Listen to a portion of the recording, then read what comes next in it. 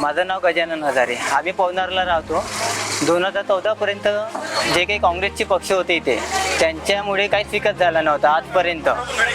जसं 14चं मोदीचं लाट आलं त्यामध्ये पंकजभाऊ भोयर आमदार झाले, त्याच्यामुळे पवनार या गावचा खूप विकास झाला.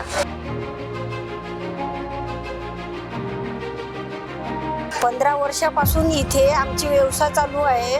पण आता ह्या 4-5 वर्षामध्ये जेव्हापासून पर्यटक झालेले आहेत तेव्हापासून चांगला व्यवसाय वाढलेला आहे. आमच्या पवनारमधलं जे पिंडदानाचं स्थळ आहे, या पिंडदानाच्या स्थळामध्ये पंकज भाऊंनी जे काही प्रगतीचं कार्य केलं त्यामध्ये आमच्या धंद्यामध्ये सुद्धा वाढ झाली आहे. बरेच वर्षापासून इथे जो विकास व्हायला पाहिजे होता तो झाला नव्हता.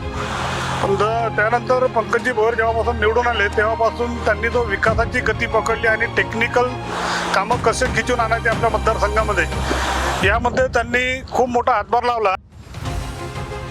आमच्यावर अशी पाळी आली होती शेतकऱ्यांवर, सगळ्या शेतकऱ्यांवर, की आमच्या शेतावर मजूरसुद्धा काम करायला यायला तयार नव्हतं. कारण 3-4 किलोमीटरचा फेरा रोज जाणं येणं करावं लागत होतं.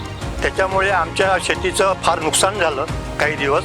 आमदार साहेबांनी ह्या जो पूल आम्हाला करून दिला त्याच्यासाठी आम्ही त्यांचे म्हणजे खूप ऋणी आहोत. बहुत परेशानी थी, हम बड़े मुश्किल से खेती में जाना आना होता था. गरीब आदमी को परेशानी, सब परेशान थे. ऐसे में हमको पंकज भोयर का साथ मिला.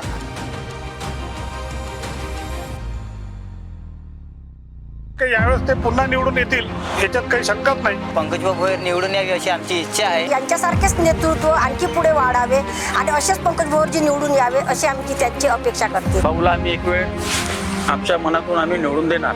जेव्हा जेव्हा त्यांनी आम्हाला बोलवलं तेव्हा तेव्हा आम्ही त्यांच्या पाठीशी उभे राहू. पंकज भोयर जिंदाबाद जिंदाबाद म्हणतो.